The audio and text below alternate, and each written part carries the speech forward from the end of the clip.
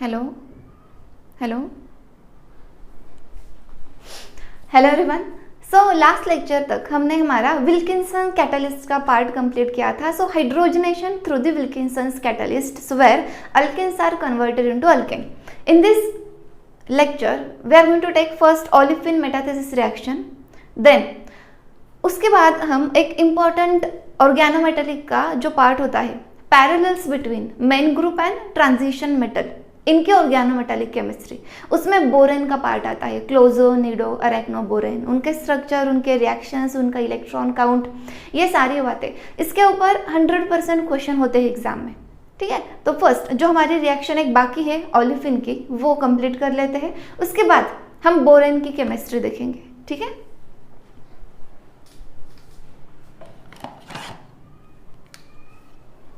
so give the heading olefin metathesis reaction. olefin metathesis reaction. olefin मतलब alkyne, olefin मतलब alkene, olefin metathesis reaction. olefin is what? Alkyne. ठीक है, सो olefin metathesis में क्या होता है, देखो पहले तो मैं आपको क्या करती हूँ, रिएक्शन दिखाती हूँ, उसके बाद उसके कैटलिस्ट कौन है वो बताती हूँ, उसके बाद हम मैकेनिज्म देखेंगे, क्योंकि एग्जाम में जब क्वेश्चन आएगा तो हमें बस ये पता होना चाहिए कि रिएक्टेंट से प्रोडक्ट कैसे निकालना है। No need to understand step by step whole mechanism के कौन से पार्ट याद रखने हैं वो भी मैं आपको बताती हूँ। तो सपोज आपके पास ये दो अल्कीन है, CH2 double bond CH2, right. अब इस अल्किन के एडिशन अगर आप कर रहे हो CHR double bond CHR in presence of metathesis catalyst, then what happens, see here, what happens here, alkene this carbon connect with this carbon and they form a separate alkene. This CH2 group will combine with this CHR group and they will form a separate molecule. तो यहाँ पे दो separate molecules तैयार होंगे। So the first will be CH2 double bond CHR और दूसरा भी कौन सा है, CH2 डबल बॉन्ड CHR। इसे बोला जाता है अल्कीन मेटाथेसिस रिएक्शन। तो सिंपल सी बात है, एक दूसरी रिएक्शन आपको समझाती हूँ, उसके बाद आपके कॉन्सेप्ट क्लियर हो जाएंगे। सो फर्स्ट सेकंड क्या है, देखो C double bond CH3, this is one alkyne. दूसरा कौन सा है, देखो यहाँ पे मैं लिखती हूँ C double bond CH2 CH3। अब इस टाइप के अल्कीन में आपको क्या करना है, देखो इस टाइप का अगर अल्कीन है तो आपको क्या करना है, CH2 ग्रुप है ना, टर्मिनल का ये CH2 ग्रुप और इसके टर्मिनल का ये CH2 ग्रुप, इनको कंबाइन करके एक अल्कीन बनाना है, right. So this CH2 group double bonded this another CH2 group, कर लिया, एक अल्कीन बना लिया। अब दूसरा अल्कीन वो कैसे बनेगा, ये जो होल पार्ट है ना, ये होल पार्ट है, this will combine with this whole part, समझ रहे हो। तो किस तरीके से अल्कीन बनेगा, उसका फॉर्मूला क्या होगा, तो देखो हमेशा sp2 हाइब्रिडाइज्ड एक दूसरे को अटैच करने हैं, this will attach with this carbon, this will attach with this carbon. अब ये कार्बन कौन सा है, ये कार्बन कौन सा है, यहाँ पे है C, इसको अटैच्ड CH3 है, इसको अटैच CH3 है। So this carbon is attach to CH3 group, इसके ऊपर मैं डॉट देती हूँ, ये हमारा कार्बन है। नाउ अब ये दूसरा कार्बन है, इसके ऊपर भी मैं डॉट देती हूँ, it is attach to CH2 CH3 group, CH2 CH3 group, और इनके बीच में डबल बॉन्ड आपको लगाना है। अब वैलेंस से देखो 1 2 3 4, 1 2 3 4, ये बन गया है आपका, ये बन गया है आपका दूसरा alkene. Let me check, yes, good. So this is your another alkene. तो दो अल्कीन कैसे बनते हैं, C डबल बॉन्ड C जो होता है वो यहां से स्प्लिट होता है, C डबल बॉन्ड C क्या हो गया है, स्प्लिट हो गया है, C डबल बॉन्ड C यहां से स्प्लिट हो गया, ये C डबल बॉन्ड C यहां से स्प्लिट हो गया, सबके CH2 पार्ट एक दूसरे के साथ कंबाइन होके CH2 डबल बॉन्ड CH2 बन गया। ये दूसरा पार्ट इसके साथ कंबाइन होके remaining sp2 hybridised will always attach with another sp2 hybridised. तो ये कार्बन कार्बन को अटैच हो गए। अब एक कार्बन को CH3 ग्रुप अटैच है, दूसरे कार्बन को CH2 CH3 ग्रुप अटैच्ड है। ये हो गया आपका दूसरा अल्कीन। इस तरीके से ओलेफिन मेटाथेसिस रिएक्शंस होते हैं। समझ रहे हो? Note it down. दूसरा एग्जांपल आपको देती हूँ सॉल्व करने के लिए। सो देखो, थर्ड एग्जांपल यहां पे लिखो, CH2 डबल बॉन्ड CH2। अब इसी को कैसे लिखते हैं? Only this two line, so you will understand CH2 double bond CH2। दूसरा जो अल्कीन है ना वो रिंग में है, वो रिंग में है। अब मुझे आप बताओ किस तरीके से इनकी रिएक्शन होगी? Very easy. ये यहां से ब्रेक होने वाला है, ये यहां से ब्रेक होने वाला है। This carbon will combine with this carbon, right. अब and this bottom carbon will combine with this alkene carbon. किस तरीके से प्रोडक्ट बनेगा बताओ? प्रोडक्ट विल बी, तो देखो ये जो कार्बन है ना C, इसने इसके साथ डबल बॉन्ड बनाया है जो रिंग में है। अब ये बाकी रिंग एज इट इज। अब ये रिंग का ये कार्बन है, ये मैं यहां पे लिखती हूं। इसने किसके साथ डबल बॉन्ड बनाया? इसके साथ। वैलेंसी सेटिस्फाई करो, CH2 CH2। तो इस तरीके से आपको मिल गया आपका प्रोडक्ट। समझ रहे हो? समझ रहे हो? तो ये जो मैकेनिज्म है ना, इससे ये रिंग जो है ये ओपन हुई है, ये क्लोज रिंग थी, ये ओपन हो गई। सो this is ring opening mechanism, ring opening mechanism, this is ring opening mechanism. अब इसका रिवर्स अगर आपको करना है, reverse of this reaction,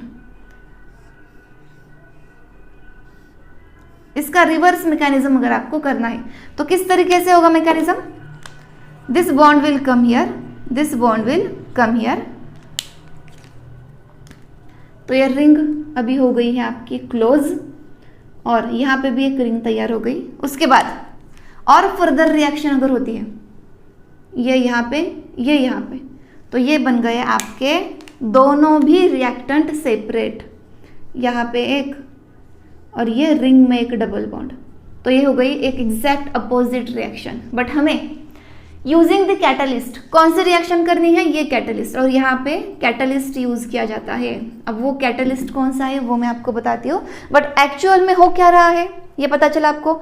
ring opening mechanism, this is ROM, ring opening mechanism. And this is, अब ये रिंग है, ये ओपन थी, ये क्लोज हो गई, सो this is ring closing mechanism, ring closing mechanism. अब रिंग क्लोजिंग मैकेनिज्म RCM, ऐसा भी इसको कहा जाता है।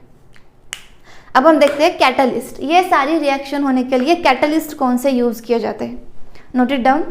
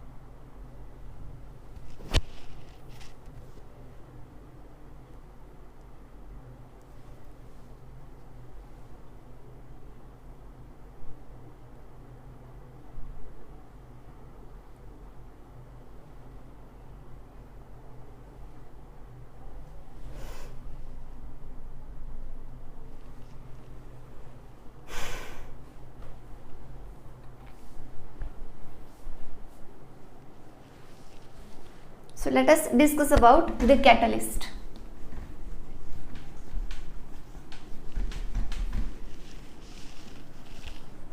और कैटलिस्ट के मैकेनिज्म की, कैटलिस्ट आने के बाद मैकेनिज्म की एक स्टेप बताती हूँ आपको, बस वही इंपॉर्टेंट है. So catalyst use in metathesis reaction. Metathesis catalyst, metathesis catalyst. So the first is Schrock catalyst. First one is Schrock catalyst. तो कैटलिस्ट की इंपॉर्टेंट बातें हैं, उसमें मेटल को अटैच्ड डबल बॉन्डेड कार्बन, यानी कि ये कार्बिन फ्रैगमेंट उसमें होती है, right. कार्बिन fragment is present in metathesis catalyst. So M double bond C और उसके ऊपर सब्स्टिट्यूएंट है. अब हीट्रो एटम प्रेजेंट होता है उसके कैटलिस्ट में. Hetero atom is present in catalyst.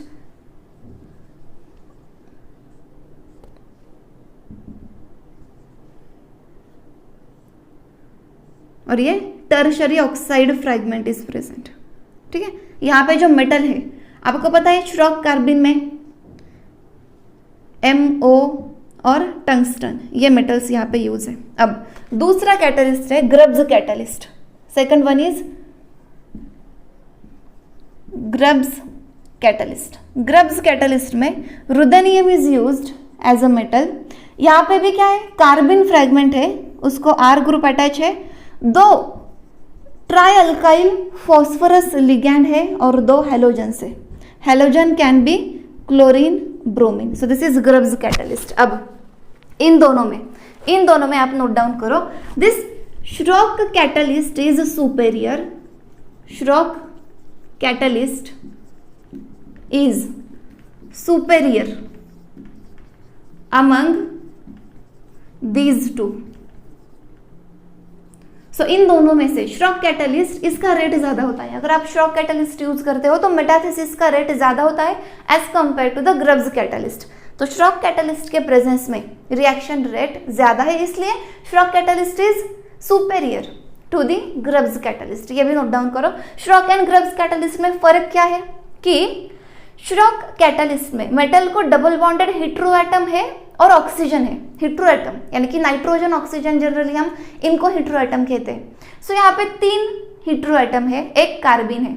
यहाँ पे कार्बिन है, 2 PR3 ग्रुप से और 2 हैलोजन है. This is Schrock catalyst, this is Grubbs catalyst and Schrock catalyst is more effective or superior as compared to the Grubbs catalyst. ठीक है, दोनों में भी कार्बिन फ्रैगमेंट है, ये आप नोट डाउन करना. दोनों में भी metal double bonded C, metal double bonded carbon, ये फ्रैगमेंट है, यानी कि carbene fragment is present. Carbene is present. इन दोनों में क्या है, कार्बिन है. अब इनके मैकेनिज्म में कैसे होगा, वो भी आपको शॉर्ट में बताती हूँ. ठीक है, इनका मैकेनिज्म कैसे होता है वो एक बार आपको बताती हूँ मैं शॉर्ट में.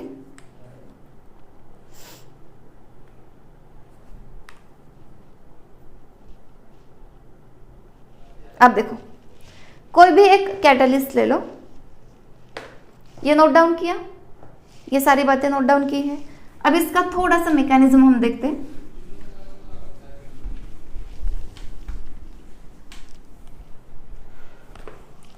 मैकेनिज्म में क्या है देखो,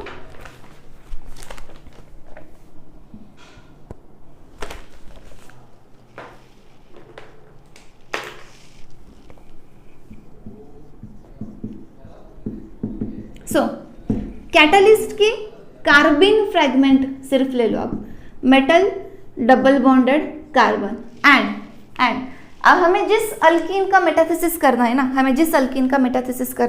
वो अल्कीन हम लेते हैं. ठीक है, अब सपोज अल्कीन जो मेटाथेसिस हम करने वाले हैं that is C double bond C H R H. अब ये हमारा सपोज कैटलिस्ट है. ठीक है, सो यहाँ पे क्या होगा, there will be ring formation, close ring formation, close cyclobutane ring formation. तो इस तरीके से यहाँ पे रिंग फॉर्मेशन होगी. So metal carbon carbon carbon यहाँ पे CH2 है, यहाँ पे RH है. So this ring is metallacyclobutane. Metallacyclobutane, इसको क्या बोला जाता है?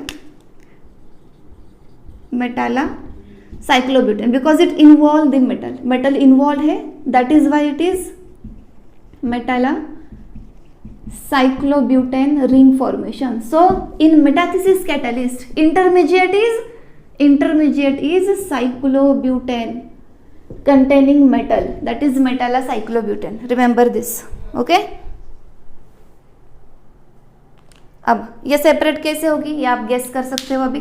तो मेटल एंड कार्बन का ये जो बॉन्ड था ये ब्रेक करना है ना, तो यहां से ब्रेक करो, ये यहां से ब्रेक होगा तो अनदर अल्कीन आपको मिलेगा. So now this metal is attached double bond with this carbon. यहाँ पे R ग्रुप है, यहाँ पे H है. अब ये कार्बन है और ये दूसरा कार्बन है, इनके बीच में बॉन्ड है. तो ये दो सेपरेट अल्कीन फ्रैगमेंट आपको मिल गए. Is it? दो सेपरेट अल्कीन फ्रैगमेंट आपको मिल गए हैं. समझ रहे हो? तो वो एक अल्कीन सेपरेट हो गया. आप देख सकते हो कि ये जो है ये पार्ट उसका सेपरेट हो गया है. इंपॉर्टेंट क्या है? Metallacyclobutane ring formation. That's it. इतना याद रखो आप. मैकेनिज्म किस तरीके से होता है इन presence of carbon containing catalyst, वो आपको पता चल गया. Now the next reaction is water gas reaction. Water gas reaction ये हो गया है.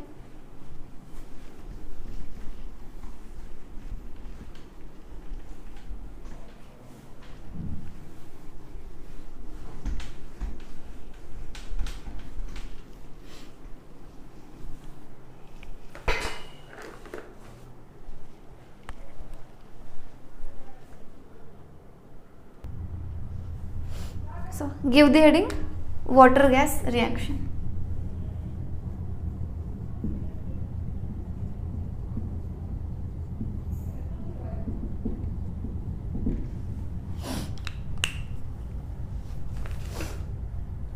तो वाटर गैस रिएक्शन क्या है?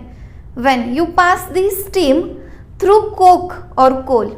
Coke, coal, these are nothing but carbon containing compound. Coke हो सकता है, कोल हो सकता है, they contain only carbon, right. वो एक टाइप के एलोट्रोप है जिनको हम एमोर्फस एलोट्रोप बोलते हैं. जैसे diamond, graphite are crystalline allotrope of carbon, वैसे ही कोल, कोक ये है एमोर्फस एलोट्रोप ऑफ कार्बन. इनके ऊपर अगर आप स्टीम हाईली, जिसका टेम्परेचर बहुत ज्यादा है, वो स्टीम पास करते हो, then it forms a carbon monoxide plus hydrogen. ये दो गैसेस तैयार होते हैं और इन दो गैसेस को मिला के क्या बोला जाता है? सिंथेटिक गैस और सिन गैस. अब हाइड्रोजन का ये बहुत अच्छा सोर्स है. अगर कोल के ऊपर से आप वाटर स्टीम पास करते हो, हाइड्रोजन मिल रहा है, तो ये हाइड्रोजन का इंपॉर्टेंट सोर्स है. बट उसके साथ कार्बन मोनोऑक्साइड भी मिल रहा है. तो इस कार्बन मोनोऑक्साइड का क्या किया जाए? क्योंकि carbon monoxide it is not a good gas, it is not healthy gas, वो बहुत डेंजरस है. सो कार्बन मोनोऑक्साइड को फर्दर स्टीम पास करके कार्बन डाइऑक्साइड में कन्वर्जन किया जाता है और वो कार्बन डाइऑक्साइड सेपरेट किया जाता है. इस रिएक्शन को बोलते हैं water gas shift reaction.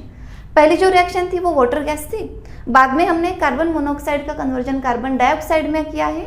This reaction is a water gas shift reaction. अब ये दोनों भी कैटलिस्ट के प्रेजेंस में रिएक्शंस होते हैं. Okay, so let me write down these reactions. So source of carbon is what?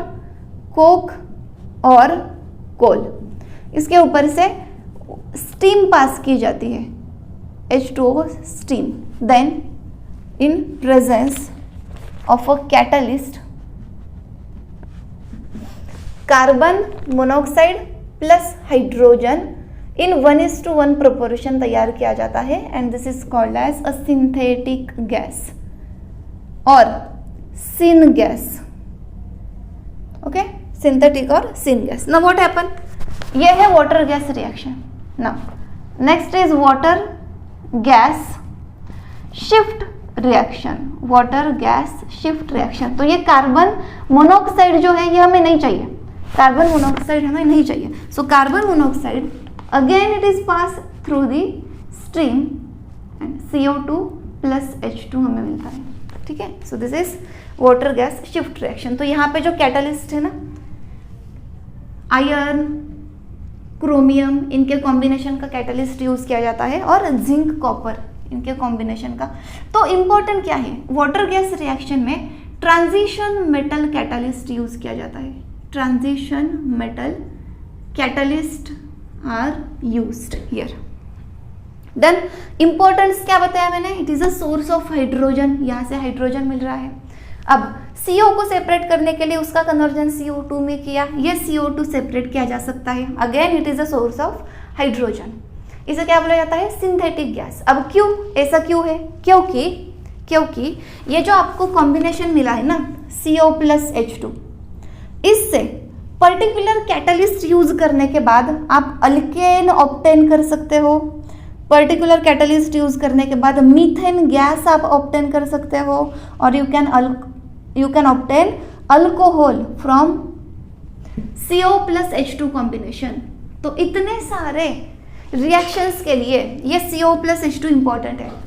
Particular catalyst use करने के बाद यहाँ पे अब जैसे उन्होंने दिया है कोबाल्ट, निकेल, और थर्ड रिएक्शन के लिए कैटलिस्ट है जिंक कॉपर। इतना याद रखने की जरूरत नहीं है, बस याद रखो कि transition metal, 3D transition metal use किए जाते हैं। पर्टिकुलर कैटलिस्ट यूज करने के बाद आपको CO + H2 से अल्केन भी मिलते हैं। अल्केन आपको पता है, ब्यूटेन, प्रोपेन, इथेन, यहाँ पे मीथेन गैस मिल रहा है, यहाँ पे अल्कोहल मिल रहा है, and all these organic products are very useful, very important in industrial processes. इसीलिए गैस का नाम क्या है, सिंथेटिक, क्योंकि बहुत सारे सिंथेसिस के लिए ये यूज किया जा सकता है। Done, note it down. Next we are going to start the parallels between main group and organometallic chemistry. बहुत इंपॉर्टेंट है, बहुत इंपॉर्टेंट है। 100% हम जो अभी सीखने वाले हैं उसके ऊपर क्वेश्चन आता है एग्जाम में। ओके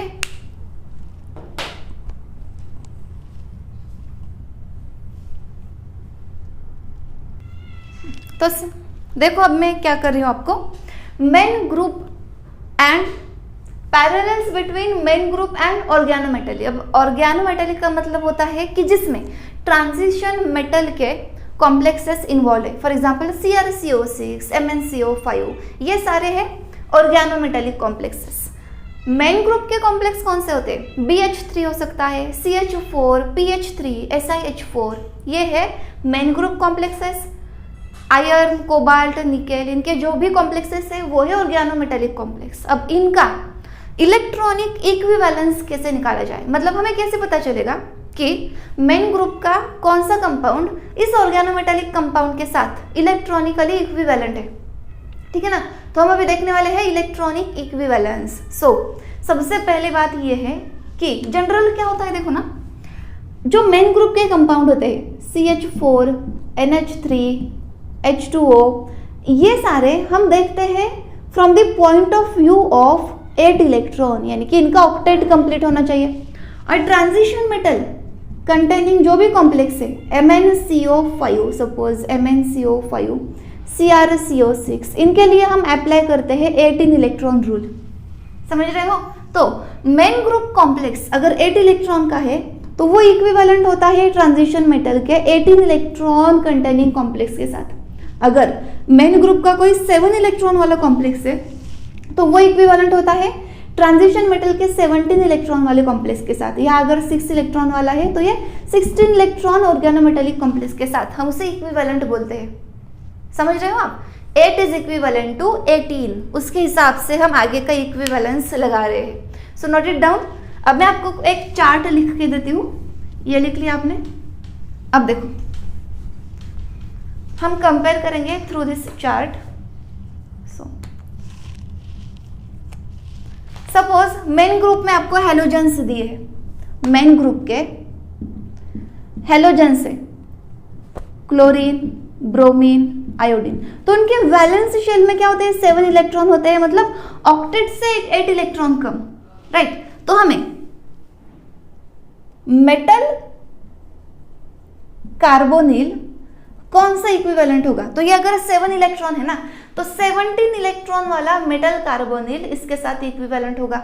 अब 17 इलेक्ट्रॉन वाला मेटल कार्बोनिल मतलब आप MnCO5 भी लिख सकते हो, COCO4 भी लिख सकते हो, ये दोनों इसके साथ इक्विवेलेंट है क्योंकि ये 17 इलेक्ट्रॉन वाले हैं। समझ रहे हो? अब दूसरी बात, so if you take sulphur, sulphur क्या है? 6 इलेक्ट्रॉन है, राइट। तो यहाँ पे 16 इलेक्ट्रॉन वाले कॉम्प्लेक्स आपको लेने पड़ेंगे। तो 16 इलेक्ट्रॉन वाले FeCO4 है, काउंट करो। आयरन 8 प्लस 4 कार्बोनिल 8, ये हो गया 16 इलेक्ट्रॉन। और क्या है? IrCO3 iridium, iridium cobalt family 9 electron, 3 carbonyl 6 electron, कितने हो गए ये 15 इलेक्ट्रॉन हो गया है। इसके ऊपर एक निगेटिव चार्ज होना चाहिए, राइट। यस, इसके ऊपर एक निगेटिव चार्ज होना चाहिए, तब ये होगा 16 इलेक्ट्रॉन कॉम्प्लेक्स। डन।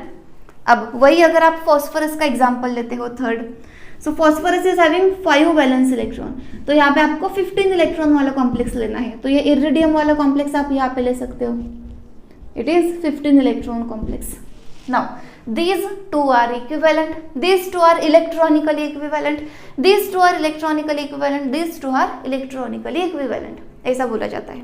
तो आपको एक आइडिया आ रही होगी कि कैसे हम main group and transition metal complex इनका इक्विवेलेंस लर्न कर रहे हैं। और एक दूसरा चार्ट लिख के देती हूँ, ये नोट डाउन करो।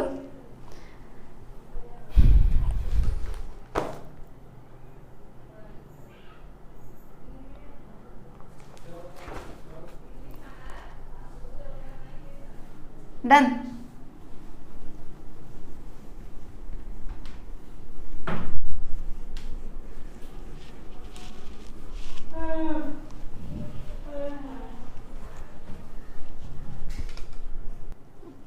So let us write down next chart. देखो, अब इक्विवेलेंट स्पीसीज हमें देखने हैं, राइट। उसके बाद आइसोलोबल एनालॉगी में आपको बताती हूँ। तो देखो, यहाँ पे मेन ग्रुप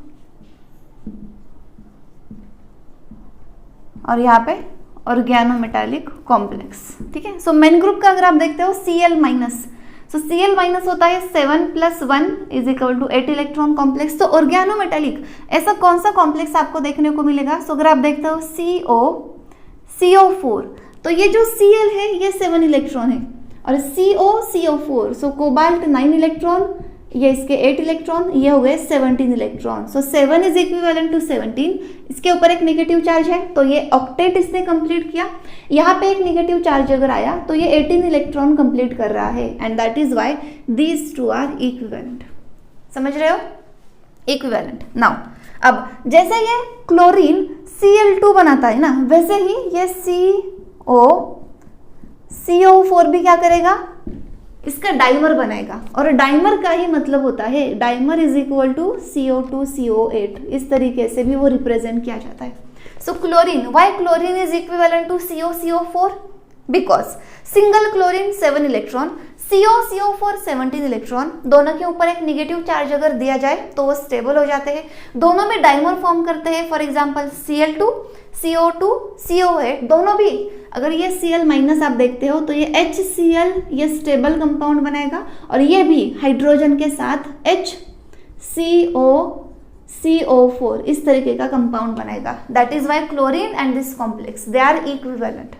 ठीक है, समझ रहे हो? अब वही एक केस, अगर ये फर्स्ट केस थी हमारी क्लोरीन की। सेकंड, अगर आप सल्फर देखते हो, सल्फर इज सिंगल 6 इलेक्ट्रॉन, तो यहाँ पे 16 इलेक्ट्रॉन ट्रांजिशन मेटल का कॉम्प्लेक्स 16 FeCO4, काउंट करो 8 + 8 = 16। तो इसे भी स्टेबल होने के लिए 2 निगेटिव चार्ज की जरूरत है, तब ये क्या करेगा? ऑक्टेट कंप्लीट करेगा। इसे भी 18 इलेक्ट्रॉन रूल फॉलो करने के लिए 2 निगेटिव चार्ज की जरूरत है। समझ रहे हो? इस तरीके से sulphur and this complex they are equivalent. इसी तरीके से हमें main group and transition metal complex का इक्विवेलेंस स्टडी करना है। Now the next very important point is isolobal analogy, isolobal fragment. So give the heading isolobal. अब इसी को हम अप्लाई करेंगे हमारे आइसोलोबल कॉन्सेप्ट में। So what is this isolobal concept? Heading दे दो, isolobal concept, isolobal analogy. So first concept of isolobal analogy is, दो कॉम्प्लेक्स हमें देखने हैं, दो कॉम्प्लेक्स हमें कंपेयर करने हैं। तो देखो पहले तो हम कंपेयर करेंगे ऑक्टाहेड्रल ट्रांजिशन मेटल कॉम्प्लेक्स, और दूसरी किसके साथ कंपेयर करेंगे, टेट्राहेड्रल मेन ग्रुप कॉम्प्लेक्स। तो कौन सा ऑक्टाहेड्रल का कॉम्प्लेक्स कौन से टेट्राहेड्रल के कॉम्प्लेक्स के साथ आइसोलोबल होगा, तो कौन कौन से कॉम्प्लेक्स आइसोलोबल होंगे। So isolobal is represented by this symbol, इस तरीके से आइसोलोबल फ्रेगमेंट रिप्रेजेंट किए जाते हैं। तो ऑक्टाहेड्रल में कोऑर्डिनेशन नंबर आइडियल 6 है और टेट्राहेड्रल का आइडियल कोऑर्डिनेशन नंबर जो है वो 4 है, राइट। सो देखो ध्यान से देखो, अभी अगर यहाँ पे ML6 कॉम्प्लेक्स है then it is isolobal with tetrahedral ML4। अब यहाँ पे मेटल नहीं होता है तो मैं डायरेक्टली CH4 एग्जाम्पल लिख देती हूँ, CH4। अब ML6 अगर CH4 के साथ इक्विवेलेंट है तो ML5 will be isolobal with CH3, समझ रहे हो। ML4 will be isolobal with CH2, ML3 will be isolobal with CH and ML2 will be isolobal with C। इस तरीके से ये दोनों फ्रेगमेंट आइसोलोबल क्यों है, क्योंकि इसका आइडियल कोऑर्डिनेशन नंबर 6 है, इसका आइडियल कोऑर्डिनेशन नंबर 4 है। जैसे इसका कोऑर्डिनेशन कम हुआ वैसे इसका भी कोऑर्डिनेशन नंबर कम हुआ और ये आइसोलोबल बन गए। तो दिस इज फर्स्ट कॉन्सेप्ट, ये है आपका फर्स्ट कॉन्सेप्ट। तो यहाँ पे आप देख सकते हो मिसिंग वर्टाइसेस, अगर मैं यहाँ पे मिसिंग वर्टाइसेस का कॉलम बनाती हूँ तो यहाँ पे कोई भी वर्टाइसेस मिसिंग नहीं है। आइडियल ऑक्टाहेड्रल है, आइडियल टेट्राहेड्रल है, सो मिसिंग वर्टाइसेस हियर 0। यहाँ पे एक वर्टाइसेस मिसिंग है, यहाँ पे 2 है, यहाँ पे 3 है और यहाँ पे 4 वर्टाइसेस आर मिसिंग। डन, तो इजी है, राइट। चार्ट देखते ही आप समझ जाओगे, क्लियर है। अब रिप्रेजेंट कैसे किया जाता है, देखो ML4 में 2 वर्टाइसेस मिसिंग है ना, सो 1 2 3 4 ये ML4 हो गया और एम्प्टी वर्टाइसेस इस तरीके से दिखाई जाते हैं। It is isolobal with CH2। तो CH2 में भी 2 वर्टाइसेस मिसिंग है तो वो इस तरीके से दिखाए जाएंगे, ML4 isolobal with CH2, right. यहाँ पे सिर्फ मेटल का इलेक्ट्रॉन है, लिगैंड का इलेक्ट्रॉन नहीं है। यहाँ पे भी कार्बन का इलेक्ट्रॉन है, लिगैंड का इलेक्ट्रॉन नहीं है। It is represented like this. Done. अब कुछ एग्जाम्पल देती हूँ आपको, इस थ्योरी के बेसिस पे कुछ एग्जाम्पल हम देखते हैं। कॉन्सेप्ट समझ में आ गया है, अब एक्चुअल में एग्जाम्पल्स देखते हैं। फर्स्ट कॉन्सेप्ट है, ठीक है।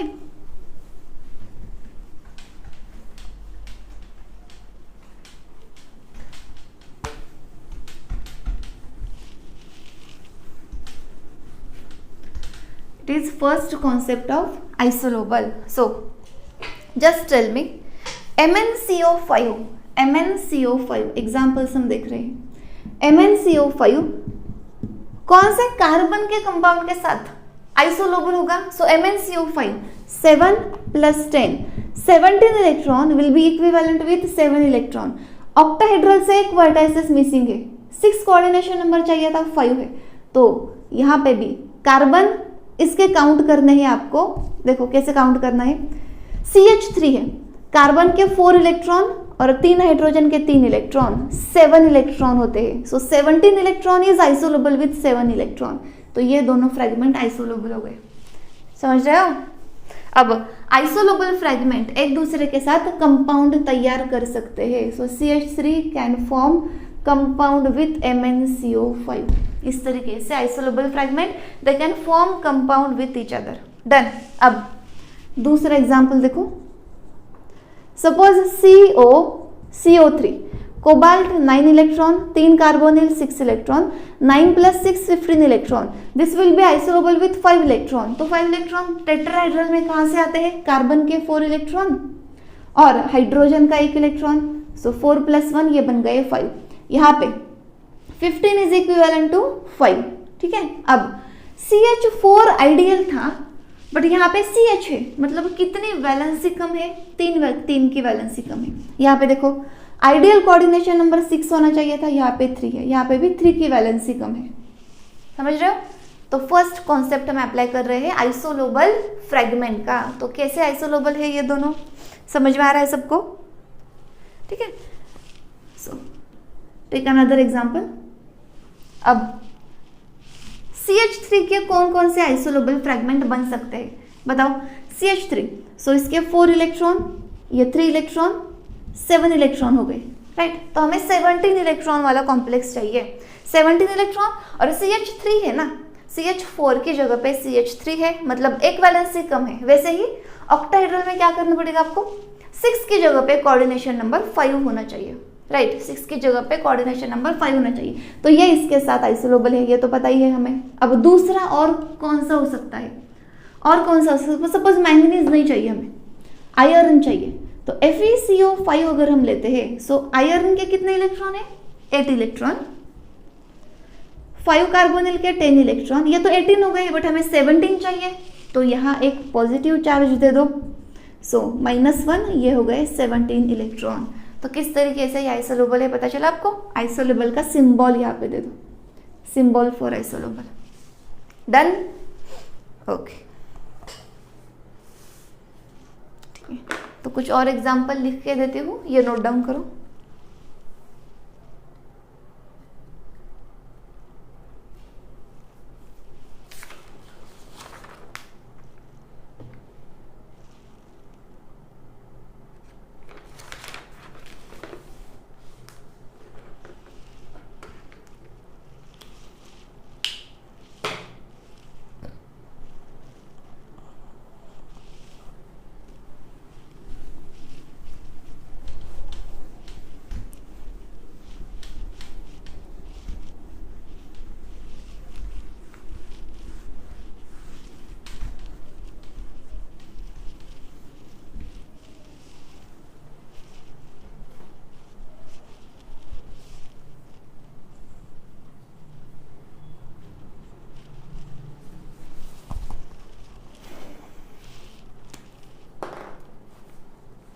अब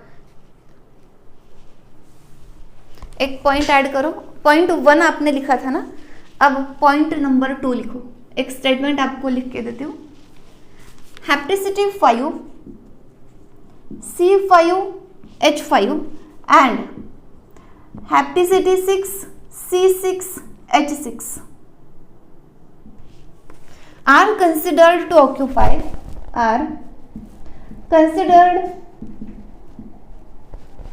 occupy 3 coordination sites।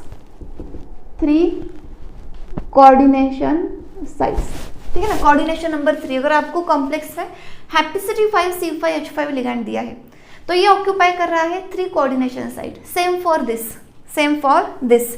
अब ये कितने इलेक्ट्रॉन डोनर है? दिस इज 5 इलेक्ट्रॉन डोनर, और ये कितने इलेक्ट्रॉन डोनर है? हैप्टिसिटी 6 है, मतलब 6 इलेक्ट्रॉन डोनर। सेकंड पॉइंट लिख लिया। ओके, अब एग्जाम्पल देखो, ध्यान से देखो। हैप्टिसिटी 5 C5H5 FeCO2 this is isolobal with this is. अब ये कितने इलेक्ट्रॉन का है देखो? 5 इलेक्ट्रॉन, आयरन के 8 इलेक्ट्रॉन, 2 CO के 4 इलेक्ट्रॉन, सो 5 + 8 13 + 4 17 इलेक्ट्रॉन है। This is isolobal with hapticity 6 C6H6। एक इलेक्ट्रॉन बढ़ गया, 5 की हैप्टिसिटी 6 है। आयरन की जगह पे अब आपको एक इलेक्ट्रॉन कम वाला लिगैंड लेना पड़ेगा, मेटल लेना पड़ेगा, दैट इज MnCO2। अब इसके भी आएंगे 17 इलेक्ट्रॉन, क्योंकि आयरन की जगह पे आपने मैंगनीज लिया है, ठीक है। Again this is equivalent to FeCO5 plus, so iron के 8 इलेक्ट्रॉन, 5 CO के 10 इलेक्ट्रॉन, -1, ये भी हो गए 17 इलेक्ट्रॉन। तो दीज आर आइसोलोबल फ्रेगमेंट। अब कोऑर्डिनेशन नंबर चेक करो। Coordination number, ideal coordination number कितना होना चाहिए? 6। यहाँ पे इस लिगैंड का कोऑर्डिनेशन 3 है, ये 2 है, तो कोऑर्डिनेशन नंबर 5 बन गया। इस लिगैंड का 3 कंसिडर करना है, 2 कार्बोनिल के 2 कोऑर्डिनेशन नंबर। अगेन इस लिगैंड का कोऑर्डिनेशन नंबर 3, इनके 2, सो कोऑर्डिनेशन नंबर 5। यहाँ पे भी कोऑर्डिनेशन नंबर 5। ठीक है, सारे कॉम्प्लेक्सेस के कोऑर्डिनेशन नंबर सेम है, इलेक्ट्रॉन काउंट सेम है, तो वो हो गए हैं आइसोलोबल फ्रेगमेंट। डन, एग्जाम्पल समझ में आ गया। वैसा ही दूसरा एक एग्जाम्पल है, लिख लो।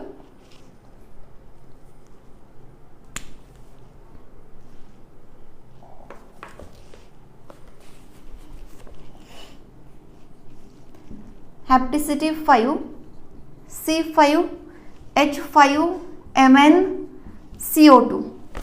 कितने इलेक्ट्रॉन है? 5 इलेक्ट्रॉन। मैंगनीज के 7 इलेक्ट्रॉन, 2 CO के 4 इलेक्ट्रॉन। 5 + 7 12, 12 + 4 कितने? 16 इलेक्ट्रॉन।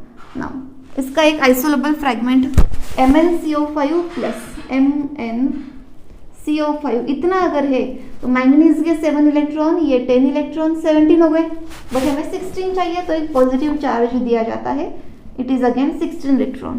ओके, कोऑर्डिनेशन नंबर आप काउंट करो क्या है।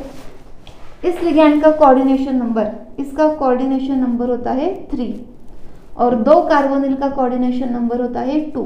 So the total coordination number 5 है। यहाँ पे भी कोऑर्डिनेशन नंबर 5। तो ये क्या है? आइसोलोबल है, इलेक्ट्रॉनिकली इक्विवेलेंट भी है। कोऑर्डिनेशन नंबर का जो लैक है 6 होना चाहिए था, 5 है, यहाँ पे भी 5 है, वो भी सेम है, तो ये आइसोलोबल हो गए। डन। अगेन 16 इलेक्ट्रॉन वाला कॉम्प्लेक्स, अगर आप क्रोमियम का कॉम्प्लेक्स लेना चाहते हो, CrCO5 लेके देखो, क्रोमियम के यहाँ पे होते हैं 6 इलेक्ट्रॉन और 5 कार्बोनिल के 10 इलेक्ट्रॉन, तो ये भी हो गया 16 electron complex. This is also isolobal. Done. अब आप नहीं भूलोगे कि आइसोलोबल फ्रैगमेंट कैसे लिखे जाते हैं, उनका क्राइटेरिया क्या है। मेन ग्रुप का कौन सा फ्रैगमेंट, कौन से ऑर्गेनोमेटेलिक फ्रैगमेंट के साथ इलेक्ट्रॉनिकली इक्विवेलेंट है, 8 इलेक्ट्रॉन 18 इलेक्ट्रॉन, वो हम कंपेयर करते हैं। ट्रांजिशन मेटल के कॉम्प्लेक्स के बीच में ही अगर हमें इक्विवेलेंस देखना है तो उस कॉन्सेप्ट को क्या बोला गया है? Isolobal. Isolobal is for electronic equivalence and coordination equivalence. Electronic equivalence कैसे काउंट करोगे? 17 17 17, और मेन ग्रुप का अगर 7 है तो ट्रांजिशन मेटल का 17 चाहिए। कोऑर्डिनेशन नंबर अगर मेन ग्रुप का 3 है, टेट्राहेड्रल 4 होता है, उसके जगह पे 3 है, तो ट्रांजिशन मेटल कॉम्प्लेक्स का कोऑर्डिनेशन नंबर 5 चाहिए, क्योंकि आइडियल होता है 6 फॉर ऑक्टाहेड्रल। ठीक है, अब हम कंपेयर करेंगे ऑक्टाहेड्रल एंड स्क्वायर प्लेनर के बीच में। Octahedral and square planar, second point हो गया ना। Write down the third point, comparison between octahedral complex and square planar complex.